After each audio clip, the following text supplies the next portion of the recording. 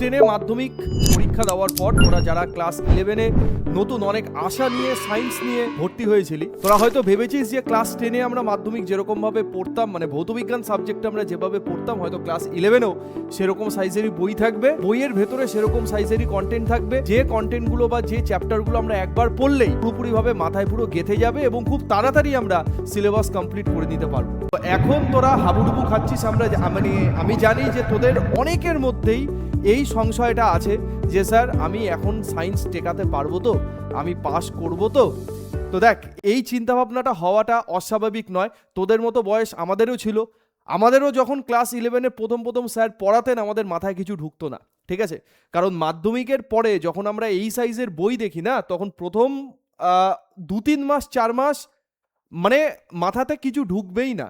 সে যত ভালোই টিচার হোক, যত ভালোই বোঝাক, একটা প্রেশার কাজ করে যে এত বড় বই, এত syllabus, physics, chemistry, mathematics, biology, 4টে সাবজেক্ট আমরা কিভাবে শেষ করব। তো দেখ, সায়েন্স ছাড়ার চিন্তাভাবনাটা একদমই করবি না। যখন ক্লাস 11-এ যখন সায়েন্স নিয়ে ভর্তি হয়েছিস, তো আমি ধরে নিতে পারি যে তোরা ভালোবেসেই সায়েন্স নিয়েছিস। তো এটাকে টেকাতে হবে এবং তার থেকেও বড় কথা, ভালো নম্বর নিয়ে তোদের পাস করতে হবে। তো তোদের কেমিস্ট্রি সাবজেক্টটা যাতে একটু ভালো লাগে, যাতে তোরা এই সাবজেক্টটা ভালোভাবে বুঝিস, তো তার জন্যই এই যে প্ল্যাটফর্ম তোরা দেখতে পাচ্ছিস, সেই প্ল্যাটফর্মে আমি তোদের কেমিস্ট্রি নিচ্ছি। ইউনিট 1-এর আজকে একদম বেসিক কেমিস্ট্রি, যেটা রসায়ন শাস্ত্রের প্রাথমিক ধারণা এবং মোল কনসেপ্ট, যে চ্যাপ্টারটা আছে বা যে জায়গাটা আছে, সেই জায়গাটা নিয়ে আমি আজকে একটা মক টেস্ট নেব বা মক টেস্ট ডিসকাশন করব। এই মক টেস্টটা তোরা ছায়ার বইতে দেখবি যে লাস্টে যে দুটো মক টেস্ট দেওয়া আছে 10টা এমসিকিউ, সেই মক টেস্টের কিন্তু সলিউশন আমাদের বইতে নেই, ঠিক আছে? তোরা অন্য কিছু সলিউশন বইতে পাবি, কিন্তু এই মক টেস্টের সলিউশন তোরা বইতে পাবি না। তো এই মক টেস্টের মধ্যে যে প্রশ্নগুলো আছে, সেই প্রশ্নগুলো নিয়েই আমি পুরোপুরিভাবে আজকে আলোচনা করব, যেই প্রশ্নের মধ্যে পুরো চ্যাপ্টারটা তোদের রিভিশন হয়ে যাবে। এবং এই ক্লাসটা যারা প্রথম থেকে শেষ পর্যন্ত দেখবে, সেই প্রশ্নের বা সেই মক টেস্টের একটা মানে বিস্তারিত সমাধান এবং তার সঠিক উত্তর কি হবে তার একটা পুরো বুক কিন্তু তোরা আমাদের ফ্রি ব্যাচ যেটা অ্যাপ্লিকেশানে আছে, সেই ফ্রি ব্যাচের মধ্যে কিন্তু তোরা পেয়ে যাবি। এবং ক্লাসটা কেমন লাগলো সেটা কিন্তু প্রত্যেকের ক্লাস দেখে কমেন্ট করতে হবে, এবং আমি যে এইচডাব্লিউগুলো দেবো সেই এইচডাব্লিউগুলোও কিন্তু তোদের কমেন্ট করতে হবে, তাহলেই কিন্তু তোরা এই বইটা পাবি, আদারওয়াইজ কিন্তু পাবি না। তোরা আগের দিন যেটা আমাদের পর্যায় সারণীর ওপরে যে ক্লাসটা হয়েছে, তোরা পর্যায় সারণীর ক্লাসটা খুব ভালো দেখেছিস এবং খুব ভালো রেসপন্স করেছিস। আমি আশা করব যে এই ক্লাসটা, যেটা ইউনিট 1, যেখানে একদম বেসিক জিনিস আমরা আলোচনা করব ফার্স্ট টু লাস্ট, যেখানে আমাদের মোল কনসেপ্ট থাকবে। দেখ, মোলের ধারণা আমরা ক্লাস 9-এ পড়ি, কিন্তু ক্লাস 9-এ আমাদের যে লেভেলের প্রশ্ন মোল কনসেপ্ট থেকে আসে, ক্লাস 11-এ প্রশ্নের লেভেল কিন্তু একটু অ্যাডভান্স থাকবে, একটু হাই থাকবে। তো সেই জায়গাগুলোকে আমরা কি করে শর্ট ট্রিক্সের মাধ্যমে কমপ্লিট করব এবং চোখে দেখে কি করে উত্তর করা যায়, কি করে অ্যাকিউরেসি বাড়াবো, কি করে স্পিড বাড়াবো, যেহেতু আমাদের এমসিকিউ বেস পরীক্ষা, আমাদের লিখতে হবে না, ওই জন্য আমাদের এমন কিছু টিপস, এমন কিছু টেকনিক জানতে হবে, যেই টেকনিকের থ্রু দিয়ে আমি খুব সহজেই, খুব তাড়াতাড়ি আমি উত্তরগুলো করতে পারি। কারণ ক্লাস 11-এর এই যে চ্যাপ্টার, এই যে টপিকগুলো আছে, এই টপিকগুলো কিন্তু তোরা পরবর্তীতে যখন নিট বলিস, ডাব্লিউবিজেই বলিস, যেই মেন বলিস, এই পরীক্ষাগুলো যখন দিবি, তখন কিন্তু এই টেকনিকগুলো বিশাল কাজে লাগবে। তো চল আর দেরি না করে শুরু করি আমাদের ক্লাস 11-এর যেটা প্রথম চ্যাপ্টার বা প্রথম টপিক, যেটা ইউনিট 1, যেটা রসায়ন শাস্ত্রের প্রাথমিক ধারণা এবং তার সঙ্গে সঙ্গে বেসিক কেমিস্ট্রির পার্টটা এবং মোল কনসেপ্টের পার্টটা। দেখ, মোল কনসেপ্ট সম্পর্কে আশা করি তোদের মানে কম বেশি একটু ধারণা আছে। আমি একবার একটু রিক্যাপ করিয়ে দিই। আমি একটা এমসিকিউ বা একটা প্রশ্ন সলভ করতে করতে তার ভেতরের যে কনসেপ্টগুলো আছে, সেই কনসেপ্টগুলো পুরো রিভিশন করতে করতে যাব, এবং বুকের থ্রু দিয়েও তোদের যেখানে যেখানে ডাউট হবে, বা ডাউট মিনস হচ্ছে যেই যে জিনিসগুলো ডেটা ভিত্তিক জিনিস, সেই জিনিসগুলো তোদের দেখাতে দেখাতে যাব, ঠিক আছে? আমাদের দেখবি যে সায়েন্সের ইতিহাস, ওই হিস্ট্রি বেসডও কিন্তু অনেক প্রশ্ন এসছে, ঠিক আছে? তো সেই জিনিসগুলো আমাদের দরকার। চল দেখ, প্রথমে বলছে 1 মোল অ্যামোনিয়ার ক্ষেত্রে কোনটি সঠিক নয়। নর্মাল প্রশ্ন কি দেয় যে স্যার অ্যামোনিয়ার ক্ষেত্রে কোনটা সঠিক, এখানে বলছে 1 মোল অ্যামোনিয়ার ক্ষেত্রে কোনটা সঠিক নয়। দেখ, মোল কনসেপ্ট থেকে আমরা তো এটা জানি যে যে কোনো মৌলের যে আণবিক ভর হবে, আণবিক ভর মানে হচ্ছে মলিকুলার মাস বলিস বা মলিকুলার ওয়েট বলিস, এই যে মলিকুলার মাস, এই মলিকুলার মাস মানেই হচ্ছে 1 মোল, তাই তো? যেমন আমি যদি অ্যামোনিয়ার কথা বলি, এখানে যেরকম আমাকে অ্যামোনিয়া দেওয়া আছে, তো অ্যামোনিয়ার কথা যদি বলি, তো নাইট্রোজেন কত হচ্ছে 14, ঠিক আছে? নাইট্রোজেনের পারমাণবিক ভর কত?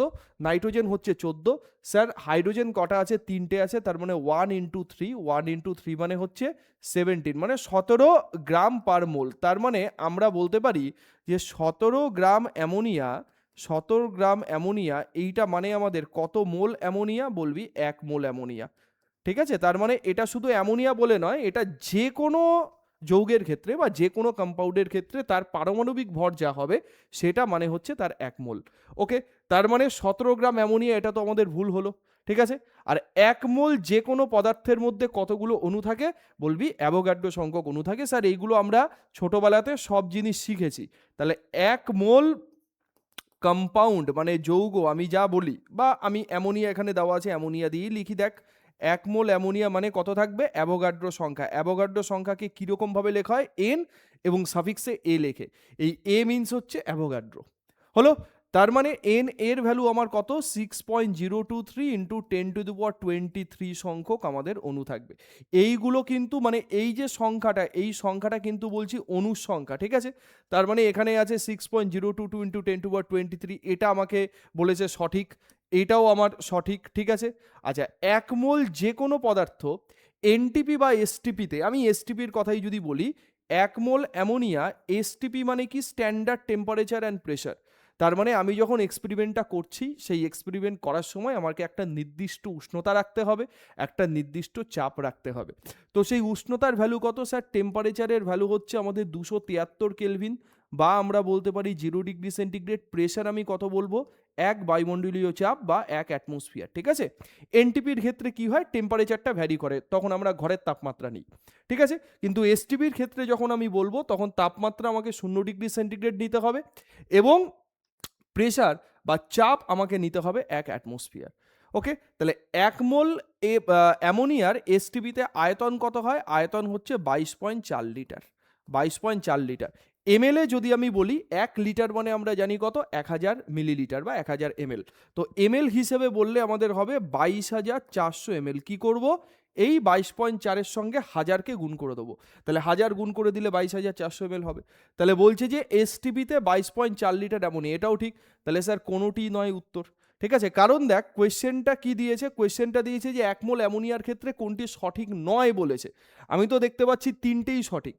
তাহলে 3টেই সঠিক মানে কোনোটি নয় উত্তর হবে। ঠিক আছে? তাহলে এই হলো মোল কনসেপ্টের একদম বেসিক প্রশ্ন। আমি আশা করি যে এই জিনিসগুলো তোরা অলরেডি ক্লাস 9-10-এ বা মাধ্যমিকে পড়ে এসছিস, এই জিনিসটা নিয়ে কোনো রকম কোনো ডাউট থাকার কথা নয়।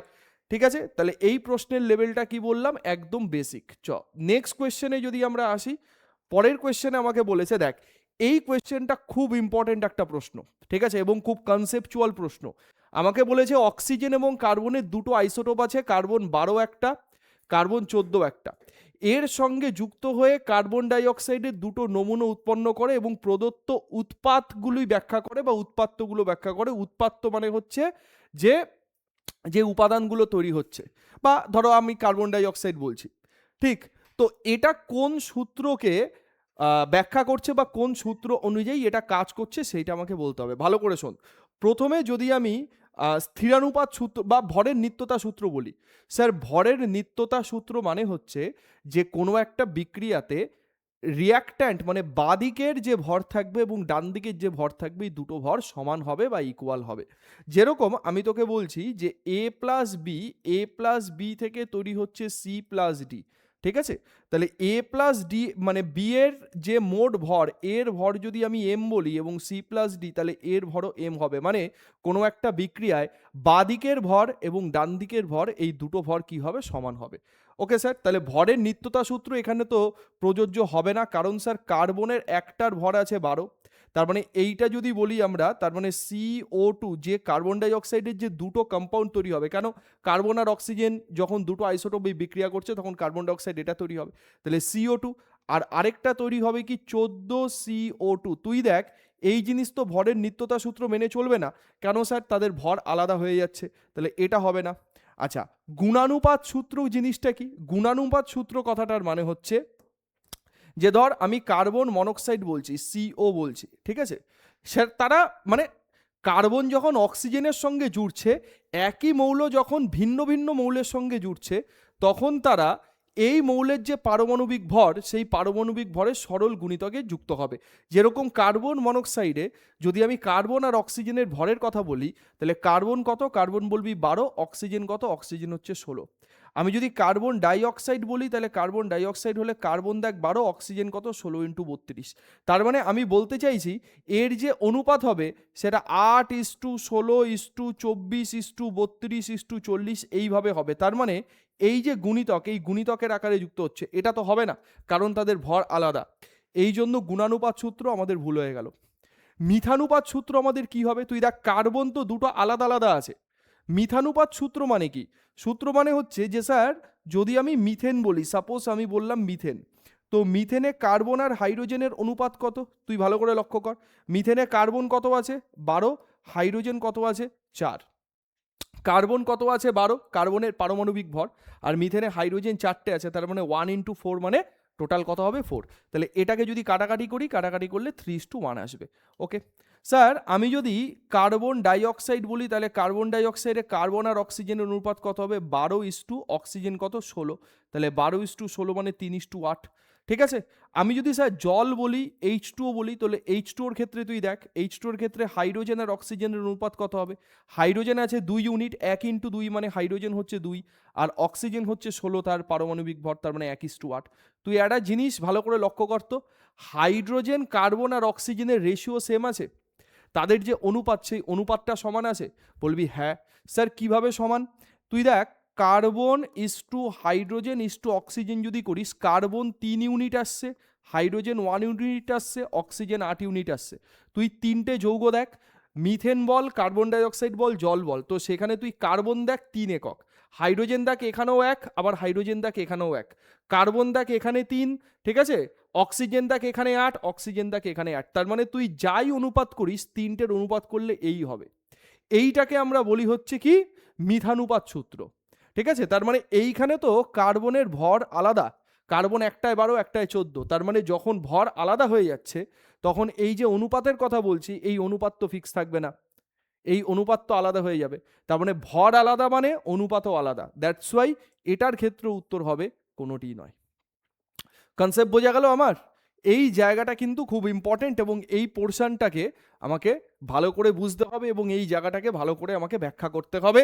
এই জায়গাগুলো দেখবি তোদের বইতে পুরো মানে থিওরি ওয়াইজ এবং পুরো লিখে লিখে লিখে লিখে জিনিসটা দেওয়া আছে। আমার মনে হয় যে ওই যে লেখাগুলো প্রাথমিকভাবে তোরা বইতে পড়েছিস একদম ফার্স্টে, ঠিক আছে, ওই লেখাগুলো পড়লে হয়তো একটু বুঝতে সমস্যা হতে পারে যে আলটিমেটলি কি বলতে চাইছে। ঠিক, তো আমি এইটা যেটা বললাম, এইটাকে তুই মিথানুপাত, স্থিরানুপাত এই রেসপেক্টে মাথায় রাখবি। স্থিরানুপাত সূত্র এখানে আমাদের দেয়নি। স্থিরানুপাত সূত্র মানে যে কোনো যৌগ গঠনে বা যে কোনো কম্পাউন্ডের মধ্যে যে দুটো বা তিনটে যতগুলোই আমাদের অ্যাটম থাকুক না, মানে টাইপস অফ অ্যাটম থাকুক, তো তাদের যে অনুপাত থাকবে সেই অনুপাতটা কি হবে? সমান হবে। ঠিক আছে। যেরকম আমি যদি কার্বন ডাই অক্সাইড বলি, সমস্ত কার্বন ডাই অক্সাইডের মধ্যে কার্বন আর অক্সিজেনের অনুপাত 3:8 হবে। সমস্ত মিথেনের মধ্যে কার্বন আর হাইড্রোজেনের অনুপাত 3:1 হবে।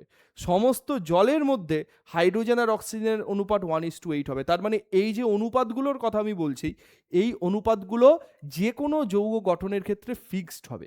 সেইটাকে আমরা বলি হচ্ছে স্থিরানুপাত সূত্র। ওকে, আচ্ছা, নেক্সট এই পার্টে আয়। পরের পার্ট হচ্ছে এটা। আমাকে বলেছে 1 মিলিমোল অ্যামোনিয়াতে কতগুলো ইলেকট্রন আছে। Very very important question. ঠিক আছে, খুব ইম্পর্টেন্ট কোয়েশ্চেন, এটা পরীক্ষার জন্য খুব ইম্পর্টেন্ট আসবে। ভালো করে লক্ষ্য কর। দেখ, অ্যামোনিয়ার ক্ষেত্রে ফার্স্টে তুই অণু বার কর। স্যার একটু আগে তো আপনি অ্যামোনিয়ার কথা বললেন, 1 মোল অ্যামোনিয়া। 1 মোল অ্যামোনিয়া মানে তো আমাদের 17 গ্রাম অ্যামোনিয়া। একদম স্যার ঠিক আছে, 1 মোল অ্যামোনিয়া মানে 17 গ্রাম অ্যামোনিয়া। 17 গ্রাম অ্যামোনিয়ার মধ্যে কতগুলো অণু আছে বলবি? অ্যাভোগাড্রো সংখ্যক মানে 6.023 ইন্টু 10⁻23 সংখ্যক কি থাকবে? অণু। এইটা হচ্ছে অণু, এইটা হচ্ছে অণু। এবার বলেছে 1 মিলিমোল অ্যামোনিয়াতে, এটা হচ্ছে 1 মোল, এটা 1 মোল। এবার যদি আমি বলি 1 মিলিমোল, স্যার মিলি মানে কি? মিলি মানে তো 10⁻³ তাই না? 1 মিলিমোল অ্যামোনিয়া, দেখ ঠিক, মিলি মানে কি? 10⁻³ যেরকম 1 মোল মানে 10⁻³ মিলিমোল। তুই ভালো করে ভাব, 1 মোল মানে হচ্ছে 1000 মিলিমোল। ঠিক আছে, মিলিমোল। কীরকম ভাবে হয়, যে ওরকম 1 লিটার মানে 1000 মিলিলিটার, একদম সেই রকম ভাবে। তাহলে 1 মোল মানে 1000 মিলিমোল, তাহলে 1000 মানে কত, 1000 মানে 10⁻³ হলো স্যার, 10⁻³ মিলিমোল, এইটা মানে হচ্ছে 1 মোল। তার মানে আমি 1 মিলিমোল, এইটা মানে কি 10⁻³ মানে 1/1000 হয়ে যাবে, 1/10⁻³, তাহলে ওপরে উঠালে 10⁻³ মিলিমোল, মোল বলতে পারি না, বলবি একদম স্যার। তাহলে 1 মিলিমোল মানে হচ্ছে 10⁻³ মোল, তার মানে 6.023 ইন্টু 10⁻23 ইন্টু 10⁻³ সংখ্যক কি থাকবে, বলবি অণু থাকবে।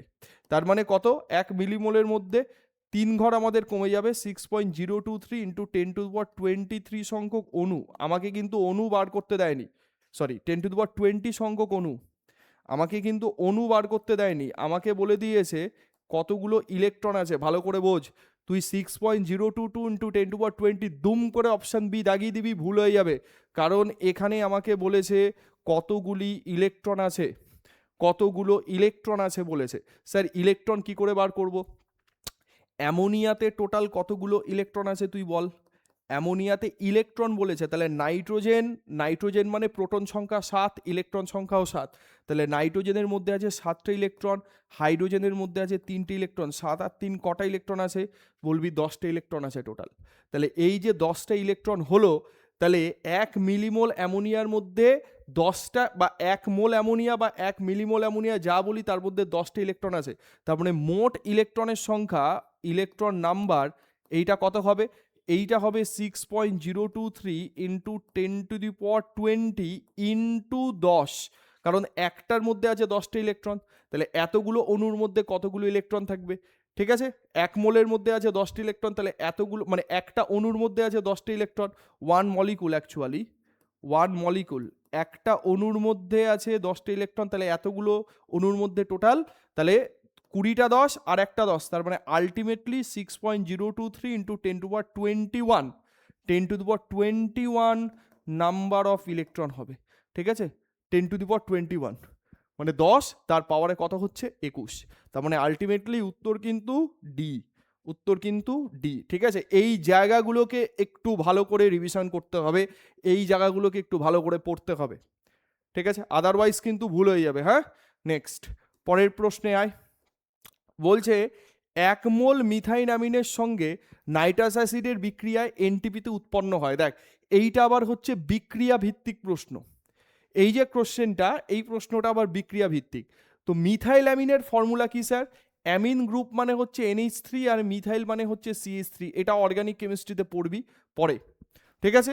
মিথাইল অ্যামিনের ফর্মুলা হচ্ছে CH3NH2, মিথাইল অ্যামিনের সঙ্গে নাইট্রাস অ্যাসিডের বিক্রিয়া, নাইট্রাস অ্যাসিড মানে হচ্ছে HNO2, এর বিক্রিয়াতে যেটা তৈরি হয়, প্রথমে তোর বিক্রিয়াটা জানতে হবে, বিক্রিয়াতে তৈরি হয় মিথাইল অ্যালকোহল, প্লাস তৈরি হয় নাইট্রোজেন, প্লাস তৈরি হয় ওয়াটার, নাইট্রোজেন প্লাস তৈরি হয় ওয়াটার। আচ্ছা ব্যালেন্স করে মিললো, দুটো দুটো তিনটে আর একটা 4টে হাইড্রোজেন, এদিকে হচ্ছে আমাদের 3টে আর একে 4টে, দুটো 6টা, সরি আমাদের হাইড্রোজেন কটা 5টা আর একে 6টা, 3 2 5 আর একে 6, এখানে 3 4 আর 2 6, দুটো নাইট্রোজেন দুটো নাইট্রোজেন, দুটো নাইট্রোজেন দুটো নাইট্রোজেন, অক্সিজেন হচ্ছে দুটো, অক্সিজেন একটা দুটো, ঠিক আছে। আচ্ছা তার মানে তুই দেখ প্রত্যেকটা 1 মোলে যুক্ত হয়েছে না, ব্যালেন্সড, এটা কিন্তু ব্যালেন্স কেমিক্যাল রিয়াকশন, তুই দেখ প্রত্যেকটা সংখ্যা সমান আছে, তাহলে আমি বলতে পারি যে মিথাইল অ্যামিন 1 মোলের সঙ্গে 1 মোল মিথাইল অ্যামিনের সঙ্গে 1 মোল নাইট্রাস অ্যাসিডের বিক্রিয়ায় 1 মোল মিথাইল অ্যালকোহল, 1 মোল নাইট্রোজেন, 1 মোল জল, প্রত্যেকটাই 1 মোল তৈরি হয়েছে। আমাকে বলেছে এনটিপিতে উৎপন্ন হবে কি, এখানে প্রত্যেকটা নাইট্রোজেন আছে, তাহলে নাইট্রোজেন 1 মোল, তো তাহলে 1 মোল নাইট্রোজেন, 1 মোল নাইট্রোজেন তৈরি হচ্ছে, তো তার মানে 1 মোল নাইট্রোজেন মানে কত 22.4 লিটার নাইট্রোজেন, 1 মোল নাইট্রোজেনের আয়তন কত 22.4 লিটার নাইট্রোজেন, তো বি কারেক্ট আনসার। ব্যাস, এই প্রশ্নটাতে শুধু বিক্রিয়া ছাড়া কিচ্ছু নেই, তোকে বিক্রিয়া জানতে হবে বা বিক্রিয়া পড়তে হবে, বিক্রিয়া পড়লেই টোটাল জিনিসটা ইজি হয়ে গেল। 4টা বি উত্তর। ওকে নেক্সট কোয়েশ্চেনে আসো 5, কার্বন হাইড্রোজেন নাইট্রোজেন পরমাণুর ভরগত অনুপাত এত, যৌগটির আণবিক ভর এত এবং আণবিক সংকেত হলো, ভেরি ভেরি ইম্পর্টেন্ট, এই কোয়েশ্চেন তোদের পরীক্ষাতে আসবে। যেখান থেকে আমরা স্থূল সংকেত বার করি। ঠিক আছে, এম্পেরিক্যাল ফর্মুলা বার করতে হবে। তো শর্ট ট্রিক আমাদের কি, প্রথম আমরা ট্রিকে যেটা করব, ট্রিক আমরা আমাদের দেখ বইতে এটার যখন তুই সলভ দেখবি, সেই সলভ দেখলে অনেক বড় সলভ তুই দেখতে পাবি, কিন্তু আমরা ট্রিকে কেমনভাবে করব, ট্রিকে করব হচ্ছে এরকমভাবে, কার্বন হাইড্রোজেন এবং নাইট্রোজেনের অনুপাত কত আছে, কার্বন হাইড্রোজেন আর নাইট্রোজেন এর অনুপাত কত আছে, কার্বন আছে হচ্ছে আমাদের 9, হাইড্রোজেন আছে আমাদের কত 1, আর নাইট্রোজেন আছে কত 3.5। শোন, প্রথমে আমাদের যেটা বার করতে হয় সেটাকে আমরা বলি স্থূল সংকেত, ইংরেজিতে বলি এম্পেরিক্যাল ফর্মুলা। তাহলে স্যার এম্পেরিক্যাল ফর্মুলা বার করতে গেলে বা যৌগটা যেটা, যৌগটার একটা হয় স্থূল সংকেত, স্থূল সংকেত মানে শর্ট ফর্ম, স্থূল সংকেত মানে শর্ট ফর্ম, আর আণবিক সংকেত মানে হচ্ছে লং ফর্ম। তো প্রথমে যখন আমরা এম্পেরিক্যাল ফর্মুলাকে বার করব বা স্থূল সংকেতকে বার করব, তার জন্য আমরা কি করব ভালো করে বোঝ। যখনই আমি এম্পেরিক্যাল ফর্মুলাকে বার করছি, এম্পেরিক্যাল ফর্মুলাকে বার করার জন্য, এম্পেরিক্যাল ফর্মুলাকে বার করার জন্য আমাদের কি করতে হবে, আমাদের এই যে কার্বন আমাদের 9 আছে, হাইড্রোজেন 1 আর নাইট্রোজেন 3.5, এদেরকে তাদের আণবিক ভর যেটা, সেই আণবিক ভর দিয়ে ভাগ করে দিতে হবে। মেন কাজ হচ্ছে এটা, যে তাদের আণবিক ভর যত থাকবে সেই আণবিক ভর দিয়ে আমরা ভাগ করে দেবো। তার মানে আণবিক ভর কত তোর, মানে ট্রিক্স হচ্ছে এটা, যে আণবিক ভর দিয়ে ভাগ করো। এম্পিরিক্যাল ফর্মুলা মানে কি বলছি, তাদের আণবিক ভর দিয়ে ভাগ, আণবিক ভর দিয়ে ভাগ কি, মানে কেমন ভাবে, কার্বনের ক্ষেত্রে আমাদের হবে তাহলে 9/12, ঠিক আছে, হাইড্রোজেনের ক্ষেত্রে হবে, মানে কার্বনের যেহেতু আণবিক ভর 12 তাহলে 9/12, হাইড্রোজেনের ক্ষেত্রে হবে 1/1, আর নাইট্রোজেনের ক্ষেত্রে হবে 3.5/14। ঠিক আছে, তার মানে 9/12 করলে আমাদের কত হচ্ছে 3/4, তাই তো, 3/4 মানে হচ্ছে 0.75, এইটা কত হচ্ছে 1, আর এইটা কত হচ্ছে, এইটা করলে এদিকে 10 140, 140 1/4, ঠিক আছে, 35 দিয়ে 140 কাটলে 4 আসবে নিচে, তাহলে 1/4 মানে 0.25। এবার তুই যদি এটাকে 0.25 দিয়ে ভাগ করে দিস, তাহলে 0.25 দিয়ে ভাগ করে দিলে 3 25 75, ঠিক আছে, 3 25 75, ওকে। আচ্ছা, এইটা আসবে কি 0.25 দিয়ে যদি তুই ভাগ করে দিস 0.25, তার মানে 1/0.25, ঠিক আছে, ইস টু কত আসছে 1 আসছে, তাই তো, তার মানে এটা কত আসবে 3:25 দিয়ে ওপরে যদি কাটিস তাহলে 100 ওপরে উঠবে 4, আর এটা আসবে 1, তার মানে 3:4:1, এটা হচ্ছে স্থূল সংকেত, এইটা হচ্ছে স্থূল সংকেত। তার মানে এম্পেরিক্যাল ফর্মুলা আমাদের কি আসবে, স্থূল সংকেত এম্পেরিক্যাল ফর্মুলা কি আসবে, কার্বন আছে আমাদের 3 একক, কার্বন আমাদের 3 একক, হাইড্রোজেন আছে 4 একক, তাহলে হাইড্রোজেন 4, আর নাইট্রোজেন আছে 1 একক, C3H4n, এইটা হচ্ছে আমাদের স্থূল সংকেত, এইটা হচ্ছে আমাদের স্থূল সংকেত। এইবার আমি যদি স্থূল ওজন বার করি, তাহলে স্থূল সংকেতের পরে আমরা বার করব কি, আমরা বার করব হচ্ছে স্থূল ওজন, ঠিক আছে, মানে এম্পেরিক্যাল মাস, অ্যাকচুয়ালি আমরা এটাকে বলবো কি এম্পেরিক্যাল মাস, যেরকম আমাদের এম্পেরিক্যাল ফর্মুলা হয় সেরকম আমরা বলি এম্পেরিক্যাল মাস। তাহলে এম্পেরিক্যাল মাস কত হবে, তুই দেখ কার্বন কত হচ্ছে 12, 12 ইন্টু 3টে কার্বন আছে 3, plus hydrogen 1 into 4, plus nitrogen হচ্ছে কত 14, তাই তো, তাহলে 3 12 36 আর 4 40, আর 14 40 আর 14 হচ্ছে 54 ইউনিট। কথা বুঝতে পারলি, এইটা হচ্ছে আমাদের স্থূল ওজন আসলো, মানে এম্পেরিক্যাল মাস আসলো। তাহলে স্টেপ কি করলাম, প্রথমে যে রেশিও বা প্রথমে যে অনুপাত দেওয়া থাকবে সেই অনুপাতকে যে কটা অ্যাটম আমাদের থাকবে বা যে কটা পরমাণু আমাদের থাকবে সেই পরমাণুর আণবিক ভর দিয়ে ভাগ করে দেবো, ভাগ করে দিলে আমাদের একটা রেশিও আসবে, একটা অনুপাত আসবে, সেই অনুপাতকে দিয়ে আমরা স্থূল সংকেত বার করব, স্থূল সংকেত বার করার পর স্থূল ওজন বার করব। এবার দেখ বলছে কি যৌগটির আণবিক ভর কত, যৌগটির আণবিক ভর বলেছে, আণবিক ভর বলেছে 108, তাহলে যৌগটির সংকেত কত হবে, তাহলে দেখ স্থূল ওজন যদি 54 হয়, অ্যাকচুয়াল যৌগটির আণবিক ওজন কত, আণবিক ওজন বা আণবিক ভর হচ্ছে আমাদের তোর 108। তার মানে আমি যদি এখানে বলি যে এই যে আমরা আমরা আণবিক ভর বললাম না, এই যে C3H4n, এই C3H4n এর ব্র্যাকেটে একটা n লেখা উচিত, এই n মানে হচ্ছে যে কতগুলো C3H4n ওই মানে ইউনিট আমার আছে, একটা C3H4n এর ভর হচ্ছে 54, আণবিক ভর বলেছে আমাদের 108, তার মানে টোটাল নাম্বার আমাদের কতগুলো আছে বলবি 108 আণবিক ভর, আর একটার ভর হচ্ছে 54, তাহলে 54 দিয়ে কাটলে 2, তাহলে আমাদের এন এর ভ্যালু কত আসলো 2। তাহলে আমি যদি তার আণবিক সংকেত বা মলিকুলার ফর্মুলা এইটা যদি বার করতে চাই, আণবিক সংকেত বা মলিকুলার ফর্মুলা যদি বার করতে চাই, তাহলে আমাদের একটার হচ্ছে 54, টোটাল হচ্ছে আমাদের 108, তাহলে কটা C3H4n আছে বলবো দুটো। তাহলে C3H4n যদি আমরা দুটো বলি, তাহলে C3H4n এইটাকে যদি আমি 2 বলি, তার মানে C6H8n2, এই হচ্ছে আমাদের ফর্মুলা, C6H8n2, C6H8n2, C6H8n2, ঠিক আছে, C option will be correct. এই হচ্ছে আমাদের ব্যাপার। তাহলে স্টেপ বুঝলাম আমি, স্টেপ হচ্ছে প্রথমে আমি স্থূল সংকেত, প্রথমে আমি আণবিক ভর দিয়ে মানে ভাগ করব, ভাগ করে দিলে একটা রেশিও, একটা অনুপাত আসবে, সেই অনুপাত থেকে আমরা স্থূল সংকেতটা বার করব, তারপরে আমরা এন এর ভ্যালু বার করব, তারপরে সেই এন দিয়ে গুণ করে দিলে আমাদের অ্যাকচুয়াল মলিকুলার মাস কত, সেই মলিকুলার মাস আমাদের বেরিয়ে যাবে। ওকে, তাহলে এই হচ্ছে একটা অঙ্ক, খুব ইম্পর্টেন্ট একটা অঙ্ক, খুব ইম্পর্টেন্ট একটা টাইপ, যেটা তোদের পরীক্ষাতে আসবে। ওকে, নেক্সট পয়েন্টটা আয় বলছে যে কোনো নিম্নলিখিত সারণীতে পদার্থ এবং তার তুল্যাঙ্ক ভার দেওয়া আছে, ঠিক আছে, সঠিক কোনটা হবে। আচ্ছা, তুল্যাঙ্ক ভার জিনিসটা কি জিনিস শোন। প্রথমে তুল্যাঙ্ক ভার মানে আমাদের আণবিক ভর বার করতে হবে, আমরা যে কোনো যৌগ দিলে তার আণবিক ভর বার করতে পারি। আণবিক ভর বাই যোজ্যতা গুণাঙ্ক, যেরকম আমরা তুল্যাঙ্ক ভরকে এরকম বলবো, তুল্যাঙ্ক ভরকে ইংরেজিতে বলা হয় হচ্ছে ইকুইভ্যালেন্ট ওয়েট। আমি ইংরেজিতে লিখছি, তোরা খাতাতে বাংলাতে লিখবি। তুল্যাঙ্ক ভর মানে ইকুইভ্যালেন্ট ওয়েট। ইকুইভ্যালেন্ট ওয়েটের ফর্মুলা কি sir? Molecular weight divided by N factor. Sir N ফ্যাক্টরটা কি জিনিস? এন ফ্যাক্টরটা বুঝবো কেমনভাবে? ধর এন ফ্যাক্টর মানে হচ্ছে, মানে আমি এইভাবে বলে দিই, এন ফ্যাক্টর মানে হচ্ছে total charge of cation, total charge of cation বা anion, total charge of cation বা অ্যানায়ন, মানে ক্যাটায়নের টোটাল চার্জ বা অ্যানায়নের টোটাল চার্জ, সেইটাকে আমরা বলবো এন ফ্যাক্টর। যেরকম আমি যদি বলি যে H2SO4 এর ক্ষেত্রে, তুই ভালো করে ভাব, এখানে ফার্স্টে কি আছে? H2SO4 আছে। তো H2SO4 এর ক্ষেত্রে যদি আমি বলি, তাহলে বলবো যে H2SO4, তাহলে H2SO4 ডিসোসিয়েট করে কিরকম ভাবে? 2H প্লাস SO4 2 মাইনাস, তাই তো, 2H প্লাস SO4 2 মাইনাস।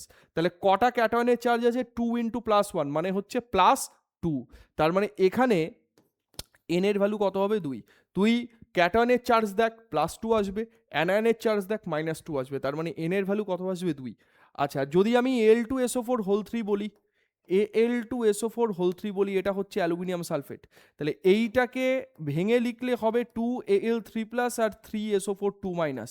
তাহলে তুই দেখ 2 into 3, 2 into plus 3, 2 into plus 3 মানে হচ্ছে প্লাস 6 চার্জ, আর 3 ইন্টু মাইনাস 2, 3 ইন্টু মাইনাস 2 মানে মাইনাস 6 চার্জ। তার মানে এর টোটাল প্লাস চার্জ কত আসছে বা মাইনাস চার্জ কত আসছে? টোটাল এন ফ্যাক্টর হবে আমাদের 6। এবার তুই ভাব যে H2SO4 যদি আমি বলি, তাহলে H2SO4 এর সঙ্গে কোনটা যাবে? H2SO4 এর সঙ্গে কোনটা যাবে? 1 এর সঙ্গে যাবে হচ্ছে আমাদের, দেখ H2SO4, তার যদি আমি আণবিক ভর বার করি, এখান থেকে আমি একটু দেখিয়ে দিই, তাহলে তোদের বুঝতে সুবিধা হবে। H2SO4 দেখ, H2SO4 স্যার এন এর ভ্যালু H2SO4 এর ক্ষেত্রে 2 আমি দেখে নিলাম, H2SO4 এর এন 2। আচ্ছা, আমি যদি মলিকুলার ওয়েট বার করি, মানে আণবিক ভর যদি বার করি, তাহলে আণবিক ভর কত আসবে বল? এগুলো খুব কমন জিনিস, হ্যাঁ, এগুলো বারবার প্র্যাকটিস করে করে মুখস্থ করে ফেলতে হবে। H2SO4 এর ক্ষেত্রে বললে 1 ইন্টু 2 প্লাস সালফার কত? সালফার হচ্ছে 32 প্লাস হাইড্রোজেন, এই অক্সিজেন কত? অক্সিজেন হচ্ছে 16 ইন্টু কত আছে? 4। তাহলে 2 প্লাস 32 34, 34 আর 16 64 হচ্ছে 98 ইউনিট।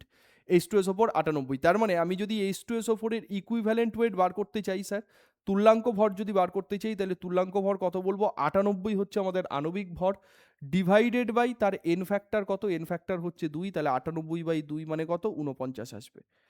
ঠিক আছে, 98 বাই 2 মানে 49। তাহলে একের সঙ্গে আমাদের ডি মিলছে, তাহলে এটা ভুল, এটা ভুল। আচ্ছা, এবার 2 এর সঙ্গে দেখি বা 3 এর সঙ্গে দেখি, তুই 3 দেখ, যে কোনো একটা করতে পারিস, এটাও করতে পারিস, এটাও করতে পারিস। ক্যালসিয়াম হাইড্রক্সাইডই আমি করি। স্যার ক্যালসিয়াম হাইড্রক্সাইডের ক্ষেত্রে কি হবে বলুন? CaOH, এইটা তো ক্যালসিয়াম হাইড্রক্সাইড। তো ক্যালসিয়াম হাইড্রক্সাইড তুই ভাব, ক্যালসিয়াম কত আছে? 2+ আছে, ঠিক আছে। হাইড্রক্সাইড মানে হচ্ছে 2OH-, তার মানে এন ফ্যাক্টর এর ক্ষেত্রে কত আসবে বলবি? 2 আসবে এন ফ্যাক্টর। এন ফ্যাক্টর আসবে আমাদের 2। তাহলে হলো, তাহলে এইখানে যদি তার ইকুইভ্যালেন্ট ওয়েটটা আমি বার করি বা তুল্যাঙ্ক ভর যদি আমি বার করি, তাহলে তুল্যাঙ্ক ভর বললে আমি বলবো যে এর মলিকুলার ওয়েট ডিভাইডেড বাই 2, তাই তো? তাহলে এর মলিকুলার ওয়েট কত হবে? এর আণবিক ভর কত হবে বল? ক্যালসিয়াম হচ্ছে আমাদের 40 প্লাস অক্সিজেন হচ্ছে 16, হাইড্রোজেন হচ্ছে 1, ইন্টু কত হবে? বাইরে হচ্ছে 2, তার মানে 40 প্লাস 17 ইন্টু 2 মানে হচ্ছে 34। তাহলে 40 আর 34 মানে হচ্ছে 74, 74 ইউনিট। তার মানে মলিকুলার ওয়েট আমাদের কত হবে বলবো? মলিকুলার ওয়েট হচ্ছে 74 ডিভাইডেড বাই 2, 74/2 মানে হচ্ছে 37 বা 37 কারেক্ট আনসার। 37 বা 37 কারেক্ট আনসার, তাই তো? তার মানে 3-এর সঙ্গে যাবে বি, 3-এর সঙ্গে বি আমাদের এই অপশানটাই আছে, ঠিক আছে। এইটা আর এইটা তো ভুল এমনি হয়ে গেল, 3-এর সঙ্গে বি, ব্যাস এটা। বাকিগুলো তোরা বার করে নিতে পারবি।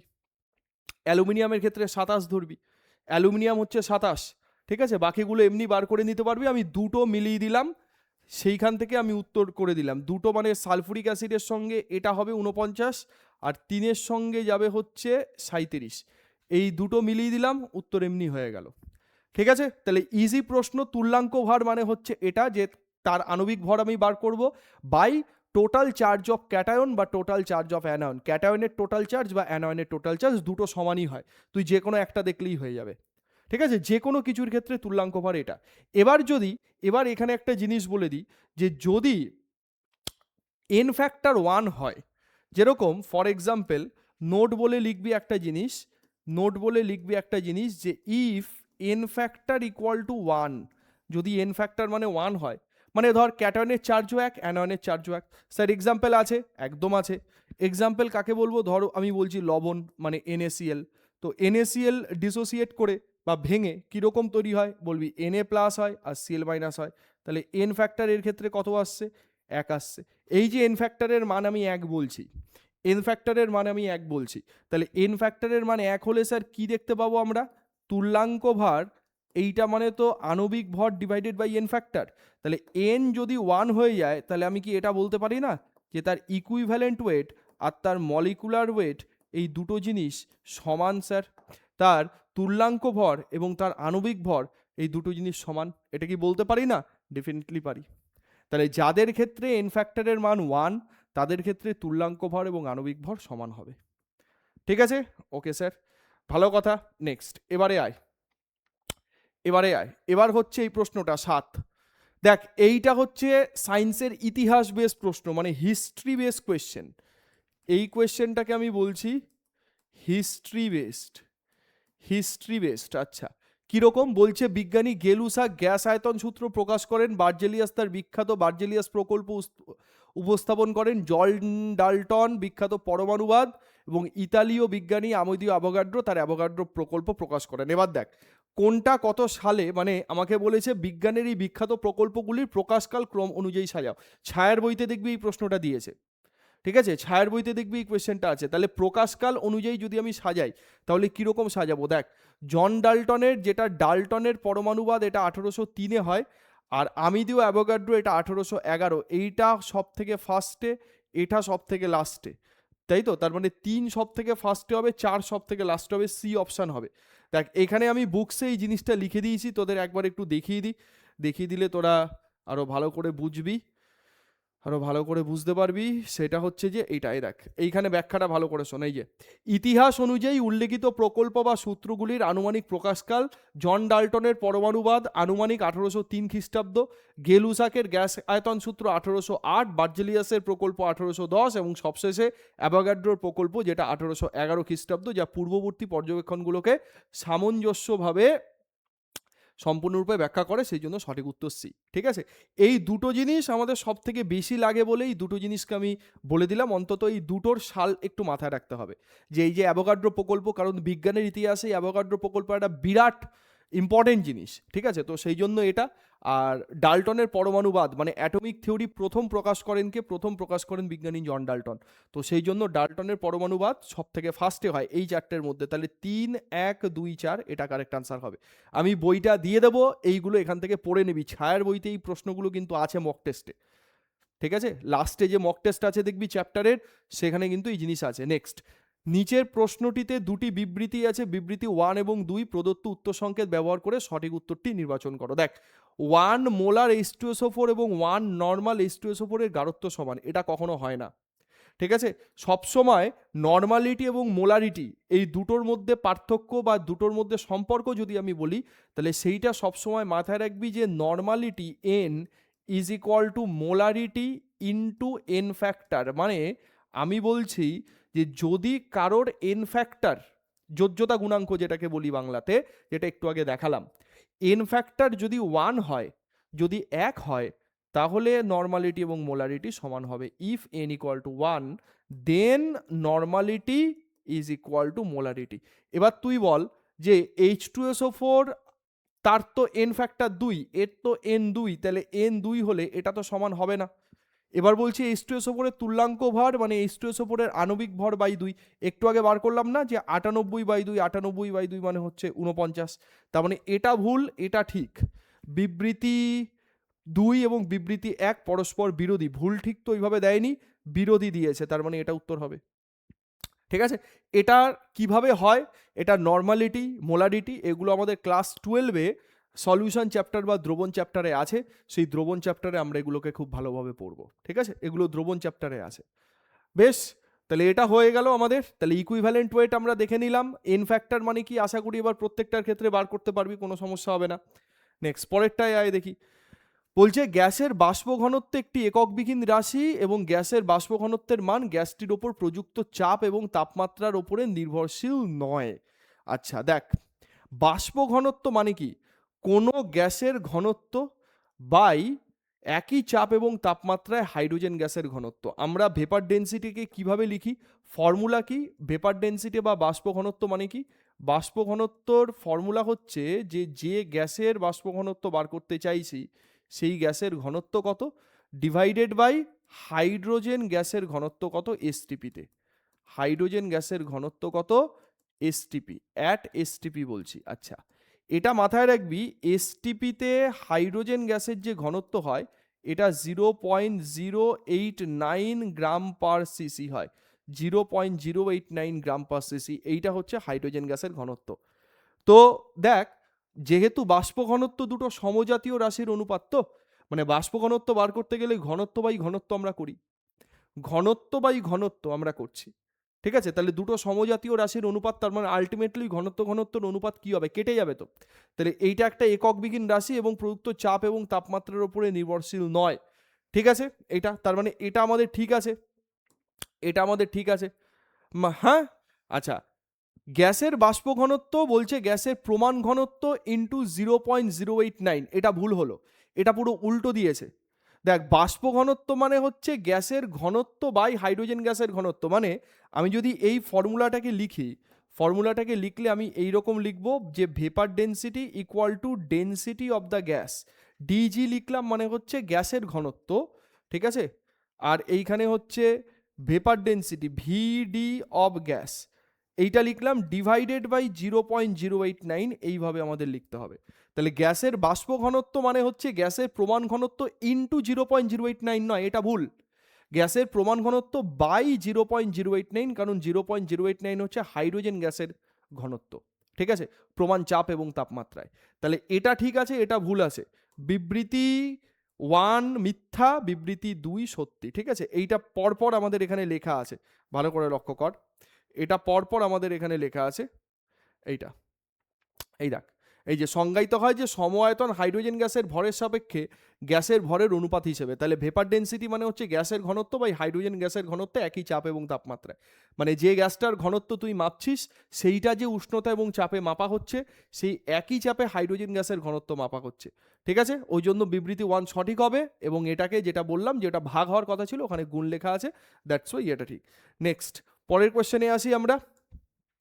বলছে যে কিছু মৌলের তুল্যাঙ্ক ভার পরিবর্তনশীল, কিছু মৌলের পরিবর্তনশীল যোজ্যতা বর্তমান, একদমই তাই।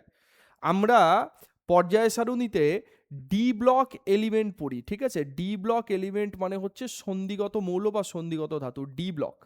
স্যার কারা? যেরকম আমি একটা এক্সাম্পল দিই, ধর লোহা, এফি। তো লোহার যেটা 2+ রূপ, মানে জারণ অবস্থা যদি 2+ থাকে, Fe2+, তাকে আমরা বলি ফেরাস। আবার যদি আমি বলি যে Fe3+, তাকে আমি বলি ফেরিক। তাহলে স্যার যখন ফেরাস আর ফেরিক নিয়ে আমি কথা বলবো, ঠিক আছে, ফেরাস আর ফেরিক নিয়ে আমরা কথা বলবো, তখন তার এন ফ্যাক্টর ডিফারেন্ট হবে, একদমই তাই। এর ক্ষেত্রে কত বলবো? এন ফ্যাক্টর 2, ঠিক আছে, এন ফ্যাক্টর ডিফারেন্ট, তাই তো? কারো এর ক্ষেত্রে এন ফ্যাক্টর 2 হবে, যখন আমি ফেরিক নিয়ে ক্যালকুলেশন করব তখন এন ফ্যাক্টর 3 হবে। তাহলে যখন এন ফ্যাক্টর চেঞ্জ হয়ে যাচ্ছে, ঠিক, আণবিক ভর নয় একই, এফির ক্ষেত্রে 56, এই এফির ক্ষেত্রেও 56, কিন্তু আমার কথা হচ্ছে যে যখন এন ফ্যাক্টর চেঞ্জ হয়ে যাচ্ছে, এন ফ্যাক্টর যখন আমাদের চেঞ্জ হয়ে যাচ্ছে, তো এন ফ্যাক্টর চেঞ্জ হয়ে গেলে তো আমাদের টোটাল কি হবে? এক মিনিট।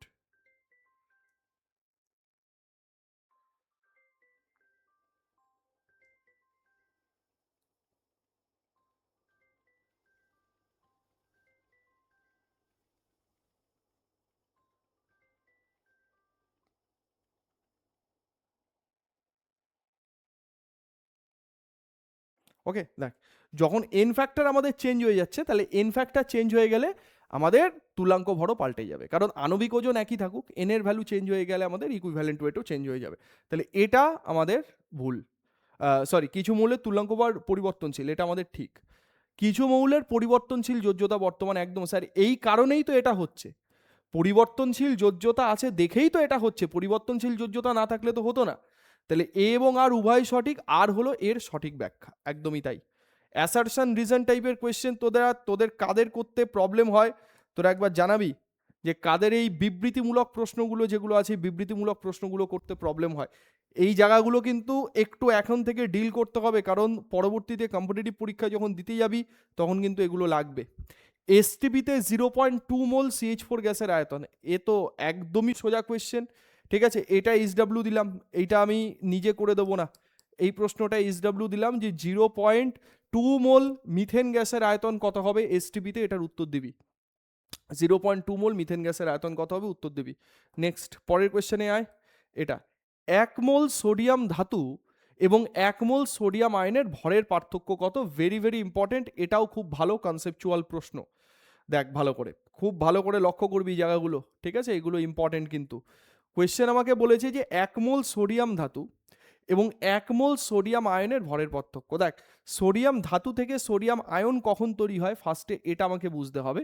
বলবো সোডিয়াম, স্যার সোডিয়াম মানে তো কেতে আমাদের 2টো থাকবে, এলে আমাদের 8টা থাকবে, এমে আমাদের 1টা থাকবে। আমি নর্মাল কনফিগারেশন করলাম, এখান থেকে যখন একটি ইলেকট্রনকে আমি বাইরে বার করে দেবো তখন সোডিয়াম প্লাস আয়ন তৈরি হবে, তখনই এনএ প্লাস আয়ন তৈরি হবে। এবং এনএ প্লাস আয়ন যখন আমি দেখছি, তাহলে কেতে আমাদের 2টো থাকবে, এলে আমাদের 8টা থাকবে, এমএ আমাদের 0 ইলেকট্রন, তাই তো? তুই একটা জিনিস ভাব, যদি আমি প্রত্যেকটা জায়গাতে 1 মোল পাঠিয়ে দিই, তার মানে আমি বলছি যে 1 মোল সোডিয়াম আমার আছে, তাহলে একই রকমভাবে 1 মোল সোডিয়াম থেকে 1 মোল ইলেকট্রনকে বাদ দিতে হবে, তবে গিয়ে আমি 1 মোল সোডিয়াম আয়ন পাবো, এনএ প্লাস আয়ন পাবো। তুই ভালো করে দেখতো, মানে এটার আগে আমি 1 মোল কথাটা অ্যাড করে দিলাম শুধুমাত্র, আর কিচ্ছু না, যে 1 মোল সোডিয়াম, সেখান থেকে 1 মোল ইলেকট্রনকে বাদ দেবো, আমরা 1 মোল সোডিয়াম আয়ন পাবো। তার মানে এর আর এর মধ্যে যে ভরের পার্থক্যটা হচ্ছে, এর যা ভর এর ভর বেশি হবে, এর যা ভর এর ভর কম হবে। সেই কমটা কিসের জন্য হবে? এই 1 মোল ইলেকট্রন বেরিয়ে গেছে তাই। তার মানে আমি 1 মোল ইলেকট্রনের ভর দেখলেই তো আমাদের উত্তর কমপ্লিট হয়ে যাবে। 1 মোল ইলেকট্রনের ভর কত তুই দেখ, একটা ইলেকট্রনের ভর কত? তাহলে কনসেপচুয়াল কোয়েশ্চেন এই কারণেই, একটি ইলেকট্রনের ভর, 1 ইলেকট্রনের যে মাস, সেই মাস আমরা জানি স্যার 9.1 ইন্টু 10⁻31 কেজি, ঠিক আছে? এখানে আমাকে গ্রামে দিয়েছে, তাহলে গ্রামে বললে আমরা 9.1 ইন্টু 10⁻28 গ্রাম বলবো। এটা একটি ইলেকট্রনের ভর, এটা একটি ইলেকট্রনের ভর। আচ্ছা, যদি আমি একটি ইলেকট্রন না বলে আমি 1 মোল ইলেকট্রন বলি, 1 মোল ইলেকট্রন মানে কি 6.023 ইন্টু 10⁻23 নাম্বার অফ ইলেকট্রন, এটা মানে তো 1 মোল ইলেকট্রন। তাহলে 1 মোল ইলেকট্রনের ক্ষেত্রে আমাদের কত হবে 9.1 ইন্টু 10⁻28 ইন্টু 6.023 ইন্টু 10⁻23। এইখানে যা হচ্ছে তুই বাদ দে, তুই একটা জিনিস লক্ষ্য করতো, গুণ করলে 9 আর 6, 6 নং 54, 54তে 5 আসবে তো, 54, 5 আগে আসবে তো, 5 দিয়ে তো একটাই অপশান আছে, দ্যাটস ওয়াই এটা আমার টোটাল গুণ করার দরকারই নেই। আমি দেখতে পাচ্ছি স্যার 5 দিয়ে একটাই অপশান, হ্যাঁ 5.5 দিয়ে যদি আরও অনেক অপশান থাকতো তাহলে আমরা 10-এর পাওয়ারকে দেখতাম, কিন্তু গুণ করলে এটা 5.5-এর কাছাকাছিই আসবে, তার মানে আমি এটাকেই দেখব। অ্যাপ্রোচগুলো ফলো কর ভালো করে, ঠিক আছে, খাতায় লিখবি, সুন্দর করে খাতাতে লিখে এই জিনিসগুলোকে নোট বানাবি, এই কনসেপ্ট কিন্তু খুব ইম্পর্টেন্ট, আমি আবারও বলছি এই জিনিসগুলোই কিন্তু পরীক্ষাতে আসবে, এই কনসেপ্টগুলোকে রেডি করতে হবে ঠিক মতো। নেক্সট পরের কোয়েশ্চেনে আয়। পরের কোয়েশ্চেন হচ্ছে এটা দেখ, ক্লোরিনের আমরা জানি যে দুটো আইসোটোপ আছে, ঠিক আছে, ক্লোরিন 37, ক্লোরিন 35 সমন্বয়ে গঠিত। ক্লোরিনের পারমাণবিক ভর যেটা অ্যাভারেজ পারমাণবিক ভর সেটা 35.5। এই যে ভগ্নাংশ স্যার আমরা জানি যে অ্যাটমিক নাম্বার মানে পরমাণু ক্রমাঙ্ক আর পারমাণবিক ভর, এই দুটোর মধ্যে সব থেকে কি বলবো মানে তোর ফান্ডামেন্টাল বা সব থেকে মৌলিক হচ্ছে পারমাণবিক ক্রমাঙ্ক, কারণ সেটা কখনো ভগ্নাংশে হয় না, পারমাণবিক ভর আমাদের ভগ্নাংশে হয়। এবার ক্লোরিনের এই দুটো আইসোটোপের জন্য ক্লোরিনের পারমাণবিক ভর 35.5 হয়ে যায়, ঠিক আছে। এবার বলছে যে সাধারণ ক্লোরিনে ক্লোরিন 37 ক্লোরিন 35-এর পরিমাণের অনুপাত হলো। দেখ এই প্রশ্নটা মুখস্থের প্রশ্ন, ফার্স্ট কথা বলছি, আমি ক্যালকুলেশন দেখিয়ে দিচ্ছি, বাট এই প্রশ্নটা মুখস্থের প্রশ্ন, এটাকে তোর মাথায় রাখতে হবে। ঠিক 1:3 নাকি 3:1 ক্লোরিন 37 আগে আছে, 37-এর পরিমাণ কম থাকে, 35-এর পরিমাণ বেশি থাকে। যেহেতু 37 আছে, 37-এর জন্য আমাদের উত্তর হবে 1:3। যদি এটা দিত ক্লোরিন 35 ক্লোরিন 37, তাহলে উত্তর হতো 3:1। কি করে হলো ভালো করে লক্ষ্য কর। ধর আমি বললাম যে ক্লোরিন 37 এইটা আছে এক্স পরিমাণ, ক্লোরিন 37 অ্যাটমসফিয়ার বা প্রকৃতিতে নেচারে এক্স পরিমাণ আছে, তার মানে টোটাল যদি 1 ইউনিট হয়, টোটাল যদি 1 একক হয়, তাহলে ক্লোরিন 35 কত থাকবে বলবি, 35 থাকবে 1:x, ঠিক আছে। এবার আমি যদি ইকুয়েশন বানাই, ইকুয়েশন বানালে কি লিখবো, যে এক্স পরিমাণ আছে কে 37 ইউনিট প্লাস 1 - এক্স পরিমাণ আছে কে 35 ইউনিট, এদের যে পারমাণবিক ভর, এদের যে পারমাণবিক ভর, সেই পারমাণবিক ভর কত 35.5, তাহলে এটা হচ্ছে 35.5। আচ্ছা এখানে তুই দেখ, তাহলে 37x মাইনাস 35x, ঠিক আছে, প্লাস 35 ইজ ইকুয়াল টু 35.5, এটা হলো। তার মানে এটা কত হচ্ছে 2x ইজ ইকুয়াল টু 35কে যদি তুই ওই দিকে পাঠাস, তার মানে 35.5 মাইনাস 35, ঠিক আছে, মাইনাস 35, তার মানে এটা আমাদের কত হলো 0.5 হলো।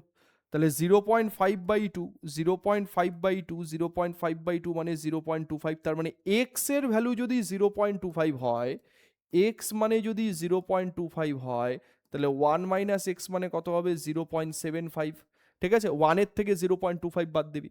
তাহলে আমাদের তো অঙ্কতে মেনলি জানতে চাইছে এক্স ইস টু 1 - এক্স কত, তার মানে 0.25 ইস টু 0.75 কত, তাহলে 25 দিয়ে কেটে দিলে 1:3 কারেক্ট আনসার হবে, দ্যাটস ওয়াই 1:3 বললাম। এইটা হচ্ছে তার ক্যালকুলেশন, বাট ক্লোরিনের যে এই অঙ্কটা আছে, এই অঙ্কটা পুরো মুখস্থ রেখে দিবি মাথায়, ঠিক আছে। ক্লোরিন দেখবি 35 আগে আছে না 37 আগে আছে, ঠিক আছে, 35 আগে থাকলে 3:1 উত্তর, 37 আগে থাকলে 1:3 উত্তর। আচ্ছা হয়ে গেল। নেক্সট এই কোয়েশ্চেনটায় আয় দেখি। দেখ কে কোনটা দিয়েছে, ঠিক বিজ্ঞানীর নাম দিয়ে, এইটাও খুব ইম্পর্টেন্ট প্রশ্ন, যেটা আমরা বলবো যে স্থিরানুপাত সূত্র না। দেখ স্থিরানুপাত সূত্র মাথায় রাখবি, জোসেফ প্রাউস্ট। স্থিরানুপাত সূত্র যেটা আমরা বলি laws of constant proportion, Joseph Proust. 4-এরটা বি উত্তর হবে, 4-এরটা বি একটাই অপশানে আছে এটা, ঠিক আছে। ভরের নিত্যতা সূত্র ল্যাভয়েসিয়ার, ভরের নিত্যতা সূত্র আমাদের ল্যাভয়েসিয়ার, ওকে, এইটা উত্তর হবে। আচ্ছা মিথানুপাত সূত্র রিক্টার দিয়েছেন, আর গুণানুপাত সূত্র ডাল্টন দিয়েছেন, ব্যাস এইটা উত্তর, ঠিক আছে, B correct answer. Easy question, এগুলো কিছু নেই এর মধ্যে। 15 নম্বরে আয় দেখি, সূত্রগুলির প্রবর্তনের ঘটনাকাল অনুযায়ী পরপর সাজাও। এটাও হিস্ট্রি বেস কোয়েশ্চেন, ছায়ের মক টেস্ট আমি জানি না কেন এই হিস্ট্রি বেস কোয়েশ্চেনগুলো খুব বেশি দিয়েছে। দেখ ভালো করে লক্ষ্য কর, আমি যদি এটাকে সাজাই, তাহলে আমাকে বলেছে যে আনুমানিক প্রকাশকাল সময়, ভরের নিত্যতা সূত্র ল্যাভয়েশিয়ার, যেটার কথা বললাম, সেই ল্যাভয়েশিয়ার 1789, ঠিক, এটা কিন্তু আমাদের ডাল্টনের পরমাণুবাদের আগের কথা আরও। মিথানুপাত সূত্র যেটা রিক্টার 1792, স্থিরানুপাত সূত্র 1794, গুণানুপাত সূত্র যেটা ডাল্টন 1803, যেটাকে আমরা পারমাণুবাদের তত্ত্ব বলি। তাহলে এই রেসপেক্টে এটা আবার সব থেকে পরে আছে। তাহলে উত্তর হচ্ছে, সঠিক উত্তর এ। এটার আমি নোট দিয়ে দেবো, এটা পড়ে নিবি, এবং বইতেও দেখবি আজ সালগুলো লেখা আছে, ওই হিস্ট্রি বেস কোয়েশ্চেন দিয়েছে। তাহলে কি বলবি বল? তার মানে কি, আমাদের তো স্যার অঙ্ক তো করতেই হবে, অঙ্ক করার সাথে সাথে এখন সালগুলো যেগুলো আছে সেই সালগুলো মুখস্থ করতে হবে, তাছাড়া আর বাঁচার উপায় নেই এখান থেকে। কারণ না হলে এই প্রশ্ন আসলে ছেড়ে দিয়ে আসতে হবে। দেখ, বলছে ইথেনে স্থূল সংকেতের ভর যৌগটির আণবিক সংকেতের অর্ধেক, আণবিক সংকেতের অর্ধেক। যৌগের স্থূল সংকেত যৌগের অণুতে উপস্থিত উপাদান মৌলগুলির পরমাণু সংখ্যাকে লঘিষ্ঠ সংখ্যার সরল অনুপাতে প্রকাশ করে। একদমই তাই। ইথেনের ক্ষেত্রে দেখ, ইথেনের যদি আমি স্থূল সংকেত বলি, ইথেনের স্থূল সংকেত CH3, মানে ইথেনের ক্ষেত্রে মলিকুলার ফর্মুলা কি হয়? ইথেনের কথা যদি আমি বলি, তাহলে ইথেনের ক্ষেত্রে তার যে মলিকুলার ওয়েট, সেই মলিকুলার ওয়েট হয় হচ্ছে, মলিকুলার ফর্মুলা হয় কি? ইথেনের ক্ষেত্রে যেটা মলিকুলার ফর্মুলা, এই ফর্মুলা কি হয় স্যার? ফর্মুলা হয় হচ্ছে C2H6, তাই তো? তো তার মলিকুলার মানে এম্পেরিক্যাল ফর্মুলা কি হবে? এম্পেরিক্যাল ফর্মুলা মানে হচ্ছে স্থূল ওজন। হ্যাঁ, এম্পেরিক্যাল ফর্মুলা কি হবে? এম্পেরিক্যাল ফর্মুলা হবে CH3। এটা একটা হবে C2H6, একটা হবে CH3। এইটা হচ্ছে এম্পেরিক্যাল ফর্মুলা। তো এটা ঠিক আছে, স্থূল সংকেত এবং আণবিক সংকেতের অর্ধেক। স্থূল সংকেতে যৌগের অণুতে উপস্থিত উপাদান মৌলগুলির পরমাণু সংখ্যার লঘিষ্ঠ সাধারণ অনুপাতকে প্রকাশ করে। ঠিক আছে, একদমই তাই। ঠিক আছে, একদমই তাই। স্থূল সংকেতে প্রামাণ্য সংকেত বা প্রামাণ্য সংজ্ঞা কি? সংজ্ঞা অনুযায়ী আণবিক সংকেত সর্বদা স্থূল সংকেতের একটি পূর্ণ সংখ্যা সরল গুণিতক। যেটা আমরা বলছিলাম যে আণবিক সংকেত, ভালো করে লক্ষ্য কর, আণবিক সংকেত মানে molecular formula equal to empirical formula, empirical formula into N. এই যে এন এর যে মান বলছি, এন হচ্ছে হোল নাম্বার বা পূর্ণ সংখ্যা। তার মানে এন এর মান যদি 1 হয় তাহলে এটার এটা সমান, এন এর মান যদি 2 হয় তাহলে দ্বিগুণ, এন এর মান যদি 3 হয় তাহলে 3 গুণ। তার মানে কি, পূর্ণ সংখ্যা সরল অনুপাতে যুক্ত হচ্ছে। ওটাই বলছে যে পূর্ণ সংখ্যা সরল অনুপাতে যুক্ত হয়। এন এর ভ্যালু কিন্তু কখনো 1.5 হবে না, এন এর ভ্যালু কিন্তু 1.5 হবে না, এন এর ভ্যালু কিন্তু 2.75 হবে না। মানে সবসময় ভগ্নাংশ হওয়ার কোনো চান্স নেই, পূর্ণ সংখ্যাই হবে। এটাই বলেছে পূর্ণ সংখ্যা সরল অনুপাতে যুক্ত হয়। তার মানে এটা ঠিক, তার জন্য আমাদের এটা হচ্ছে দ্বিগুণ হচ্ছে। ঠিক আছে, তার মানে বিবৃতি 2 হলো বিবৃতি 1-এর কারণ। বি কারেক্ট আনসার হবে, 2 হলো 1-এর কারণ। হয়ে গেল এটা, ইজি কোয়েশ্চেন। নেক্সট, পরেরটা 17 নম্বর দেখ। নিচের প্রশ্নটিতে অ্যাসারশন রিজন দেওয়া আছে, প্রদত্ত উত্তর সংকেত ব্যবহার করে সঠিক উত্তর নির্বাচন করো। দেখ, যদি কোনো যৌগে ভরগতভাবে উপস্থিত এ মৌলের শতকরা পরিমাণ এবং বি মৌলের শতকরা পরিমাণ অপেক্ষা বেশি হয়, তাহলে সেই যৌগের অণুতে এ মৌলের পরমাণু বি মৌলের পরমাণু বা বি মৌলের অপেক্ষা বেশি হবে। কোয়েশ্চেনটা ঘোরপ্যাচের প্রশ্ন। দেখ, যদি কোনো যৌগে ভরগতভাবে উপস্থিত এ মৌলের শতকরা পরিমাণ বি মৌলের শতকরা পরিমাণ অপেক্ষা বেশি হয়, তাহলে সেই যৌগের অণুতে ঠিক এ মৌলের পরমাণু বি মৌল অপেক্ষা বেশি হবে। এটা স্যার সবসময় নাও হতে পারে। আমি একটা এক্সাম্পল দিই, স্যার বুঝতে পারলাম না কি বলতে চাইছে, শোন ভালো করে। ধর আমি বলছি জল আছে আমার কাছে, H2 আছে, জল আছে, ঠিক আছে? তাহলে জলের আণবিক ওজন বা মলিকুলার ওয়েট কত? 2 × 1 প্লাস অক্সিজেন কত হচ্ছে? 16। তার মানে 18 গ্রাম পার মোল। জল হচ্ছে 18 গ্রাম পার মোল, ঠিক আছে? এবার যদি আমি বলি যে জলের মধ্যে স্যার হাইড্রোজেন কত আছে শতকরাতে, হাইড্রোজেনের পার্সেন্টেজ কত? তুই দেখ, টোটাল আছে আমার কত জল? 18 ইউনিট। 18 ইউনিটের মধ্যে হাইড্রোজেন ক্যারি করছে কত ইউনিট? বলবি 2 ইউনিট। ইন্টু কত? ইন্টু হচ্ছে 100। তার মানে 1/9 ইন্টু 100 মানে 100/9। 100/9 মানে হচ্ছে 11.11%। এইটা হচ্ছে হাইড্রোজেনের পার্সেন্টেজ। স্যার তাহলে 100 থেকে 11.11কে 11.11কে আমি মাইনাস করব, যা আসবে সেটাই আমার অক্সিজেনের পার্সেন্টেজ। তাহলে 100 মাইনাস 11.11 করলে কত হচ্ছে? 88.88%। এটা হচ্ছে অক্সিজেন।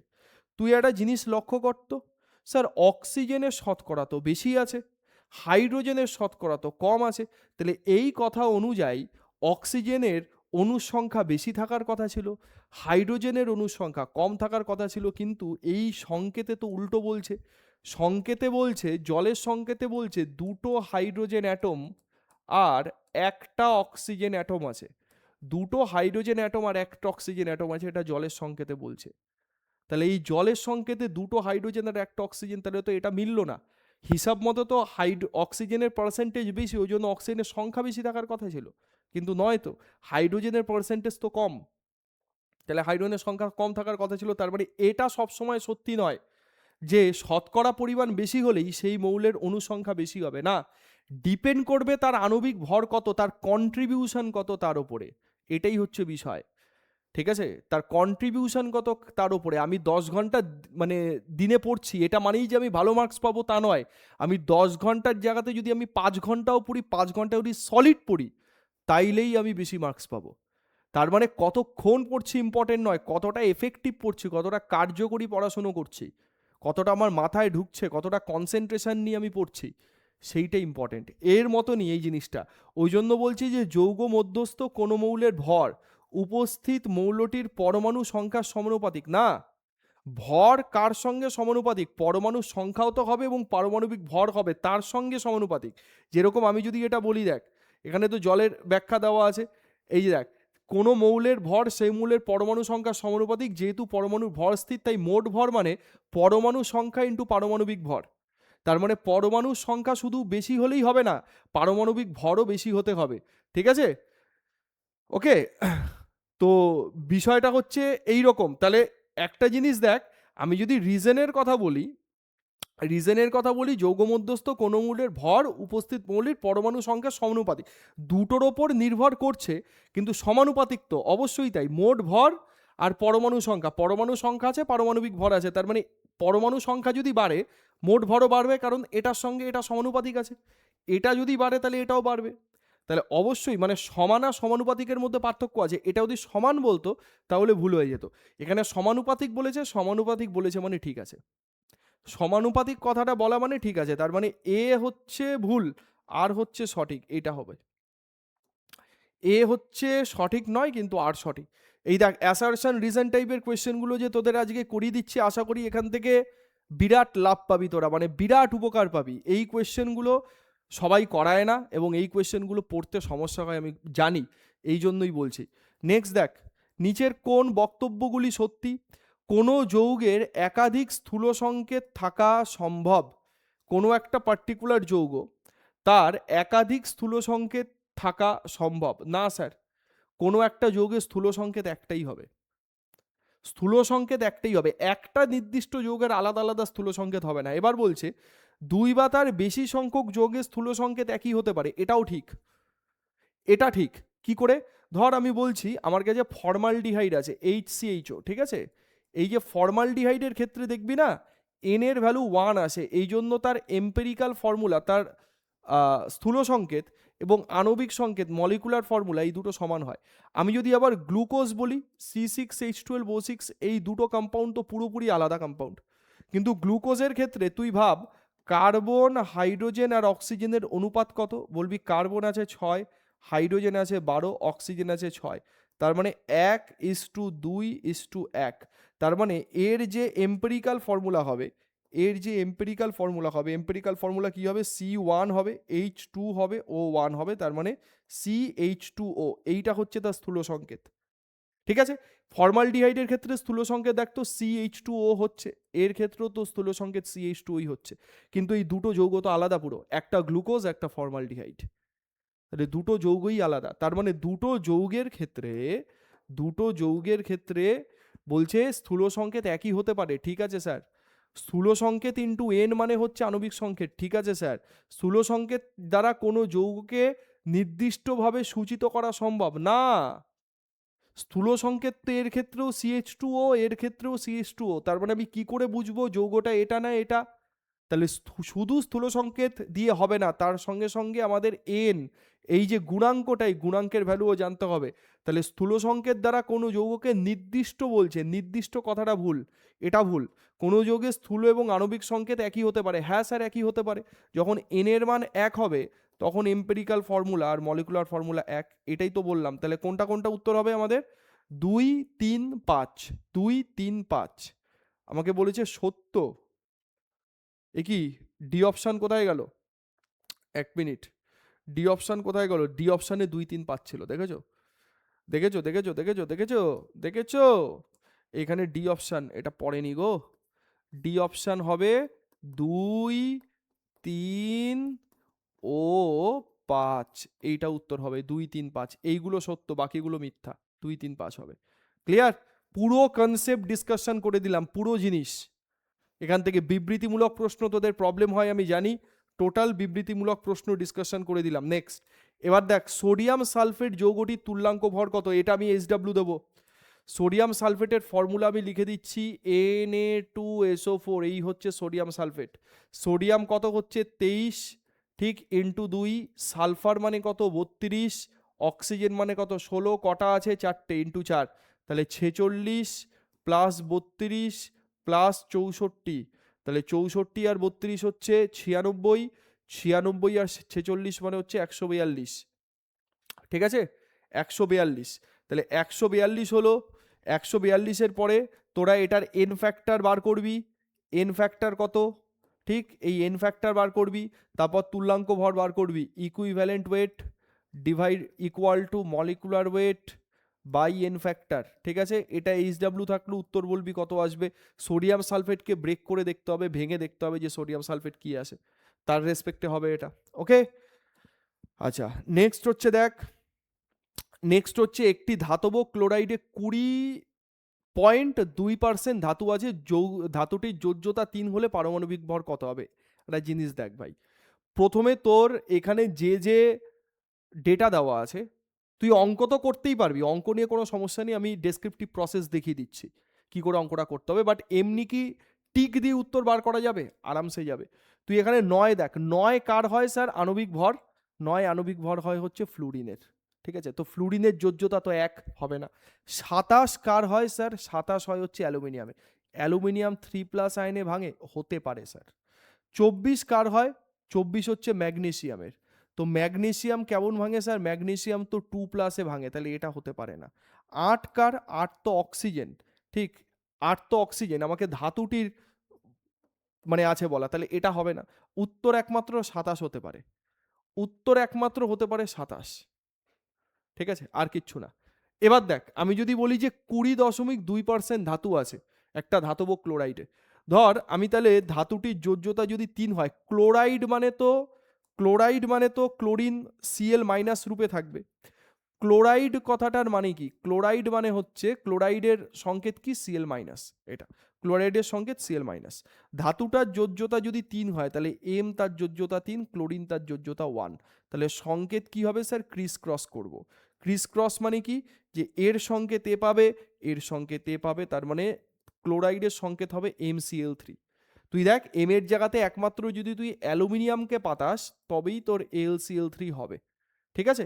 এবার যদি আমি এটা বার করি, তাহলে আমি কি করে বার করব? ক্লোরিন তো 35.5 আমরা দেখলাম, তো ক্লোরিন মানে তার average atomic mass 35.5 atomic mass unit, তাহলে এটা হলো। ধর আমি বলছি যে 20.2% ধাতু আছে, ঠিক আছে? তাহলে পারমাণবিক ভরকে, ধর আমি ধাতুর পারমাণবিক ভর আমি জানি না, তো সেই ধাতুর পারমাণবিক ভর আমি এক্স বলে দিলাম। তাহলে টোটাল পারমাণবিক ভর কত হবে? Total total total molecular weight, total molecular weight কত হবে? তার মানে ধাতুর পারমাণবিক ভর এক্স প্লাস 3টে ক্লোরিন আছে দেখতে পাচ্ছি, তাহলে একটা ক্লোরিনের হচ্ছে 35.5, তাহলে 3টে ক্লোরিন মানে ইন্টু 3, এটা, তার মানে এটা কত হচ্ছে?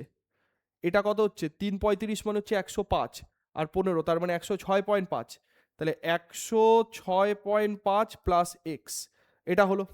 তাহলে আমি যদি পার্সেন্টেজ বলি, তার মানে পার্সেন্টেজ অফ মেটাল প্রেজেন্ট, কত ধাতু প্রেজেন্ট আছে, তার মানে ধাতুর পারমাণবিক ভর ডিভাইডেড বাই টোটাল পারমাণবিক ভর, মানে 106.5 প্লাস এক্স, টোটাল পারমাণবিক ভর ইকুয়াল টু কত, ইকুয়াল টু হচ্ছে পার্সেন্টেজ, তার মানে 20.2। এইখান থেকে যদি তুই ক্যালকুলেশন করিস, এই জায়গাটা থেকে যদি তুই ক্যালকুলেশন করিস, তাহলে ক্যালকুলেশন করলে তোর এক্স এর মান 27 বেরিয়ে আসবে, মানে অ্যাপ্রক্সিমেটলি 27 আসবে, অ্যাপ্রক্সিমেটলি, এক্স্যাক্ট আসবে না, অ্যাপ্রক্সিমেটলি তোর 27 আসবে। সেখান থেকে তুই বলতে পারিস যে এটা অ্যালুমিনিয়াম এবং তার ক্লোরাইডের সংকেত হবে, ক্লোরাইডের সংকেত হবে AlCl3। অ্যালুমিনিয়াম এবং ক্লোরাইডের সংকেত কি হবে, AlCl3। ওকে, তাহলে এটা আমরা এই এত বড় ক্যালকুলেশন করার কোনো দরকার নেই, যোজ্যতা 3 মানে সেটা অ্যালুমিনিয়াম হবে। আর অন্য কারোর তো সঙ্গে তো মিলছে না, বাকি দুটো তো নন মেটাল, অক্সিজেনও অধাতু, ফ্লুরিনও অধাতু। ম্যাগনেসিয়ামের যোজ্যতা 2 আর অ্যালুমিনিয়ামের 3। এই হচ্ছে আমাদের প্রশ্ন। তো টোটাল জিনিসটা আমি পুরো কমপ্লিট করে দিলাম, আশা করি কোনো রকম কোনো ডাউট নেই। যে যে ফর্মুলাগুলো আমি বললাম সেই ফর্মুলাগুলো পড়বি, বুকটা আমি তোদের দিয়ে দেবো এবং তোরা কমেন্ট করবি কেমন লাগলো, কতটা বুঝতে পারলি, নেক্সট তোদের কোন ইউনিট কোন চ্যাপ্টারের ওপরে দরকার সেটা কমেন্ট করবি। আর ক্লাসটা শেয়ার করবি ফ্রেন্ড সার্কেলের মধ্যে, বন্ধুবান্ধবের মধ্যে ভালো লাগলে। এবং আমি রেসপন্স দেখবো, রেসপন্স দেখে কিন্তু তারপরে বুকটা দেবো। আগের বুকটা এই বুকটা একসঙ্গে জিনিসটা দিয়ে দেবো। আগের বুকটা তোরা সবাই পাবি, কোনো সমস্যা নেই। এটার যে এই যে সলভের যে টোটাল বুক আমি বললাম, এই বুকটাও তোদের দিয়ে দেবো, যার মধ্যে আমাদের ইম্পর্টেন্ট অনেক ফর্মুলাও অনেক লেখা আছে। ঠিক আছে, তাহলে এই গেল টোটাল ব্যাপার। ওকে, নেক্সট কোন চ্যাপ্টার চাস সেটা অবশ্যই কমেন্টে জানা, তাহলে নেক্সট আমরা সেই চ্যাপ্টারের উপরে আলোচনা করব। ঠিক আছে, চল নেক্সট ভিডিওতে দেখা হবে। ক্লাসটা লাইক করে দিস এবং কমেন্ট অবশ্যই করবি কেমন লাগলো। ঠিক আছে, টাটা।